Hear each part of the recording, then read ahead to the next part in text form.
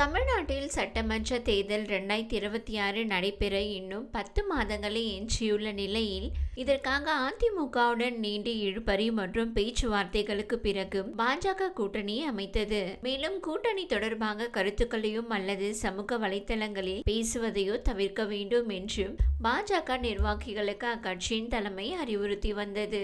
மேலும் இந்த கூட்டணியை தக்க வைத்துக் கொள்ள பாஜக தொடர்ந்து அதிமுகவுக்கு ஆதரவாக செயல்பட்டு வருகிறது. இந்த நிலையில் மத்திய உள்துறை அமைச்சர் அமித்ஷா நாளிதழுக்கு பேட்டி அளித்திருந்தார். அப்போது தேசிய ஜனநாயக கூட்டணியின் முதல்வர் வேட்பாளர் யார் என்று கேள்வி எழுப்பியதற்கு அதிமுக கட்சியில் இருப்பவர்கள் ஒருவர்தான் என்றும் எடப்பாடி பழனிசாமியின் பெயரை கூறாமல் தவித்ததும் அதிமுக நிர்வாகிகளிடையே சர்ச்சையை ஏற்படுத்தியது. எடப்பாடி பழனிசாமி உள்ளிட்ட தலைவர்கள் எத்தனை முறை விளக்கம் அளித்தும் பதிலடி கொடுத்தும் பாஜக தலைமையின் முடிவில் மாற்றமில்லை என்பது போல் தெரிகிறது. இந்த பேச்சுக்கள் மீண்டும் மீண்டும் அதிமுகவை சீண்டி பார்க்கும் வகையில் இருப்பதாக அரசியல் விமர்சகர்கள் கூறுகின்றனர். இந்நிலையில் அமித்ஷா பேச்சு குறித்து அதிமுக முன்னாள் அமைச்சர் ராஜேந்திர பாலாஜியிடம் செய்தியாளர்கள் கேள்வி எழுப்பினர். அதற்கு பதிலளிக்கையில் தமிழகத்தில் தேசிய ஜனநாயக கூட்டணியின் தலைவர் எடப்பாடி பழனிசாமி தான். இது அந்த கட்சியின் தேசிய தலைமையால் எடுக்கப்பட்ட முடிவு.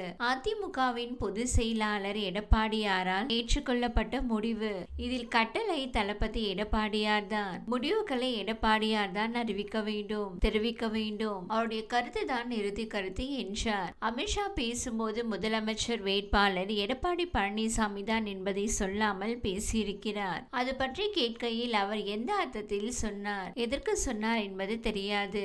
அதிமுக முதலமைச்சர் என்றாலே எடப்பாடியார் தான், அதுதான் அர்த்தம், அதுதான் கருத்து என்று கூறினார். கூட்டணி ஆட்சிதான் என கூறியிருப்பது பற்றி கேட்கையில் எதுவாக இருந்தாலும் அதிமுகவின் கட்டளை தளபதி, என்டிஏ கூட்டணியின் கட்டளை தளபதி கட்சியின் பொதுச் செயலாளர் எடப்பாடி பழனிசாமி தான். அவர் சொல்வதுதான் எங்களுக்கு கட்டளை என்றார். அதிமுகவில் டிடிவி தினகரன், ஓ பன்னீர்செல்வம், சசிகலா ஆகியோர் தனித்து செயல்பட்டு வருகின்றனர். எனவே ஒன்றிணைந்த அதிமுகவிற்கு வாய்ப்புகள் இருக்கின்றனவா என்ற கேள்விக்கும் அதிமுக ஒன்றிணைந்துதானே இருக்கிறது என்று தெரிவித்தார். மேலும் பேசுகையில் தேர்தலுக்கு இன்னும் 10 மாதங்கள் இருக்கின்றன.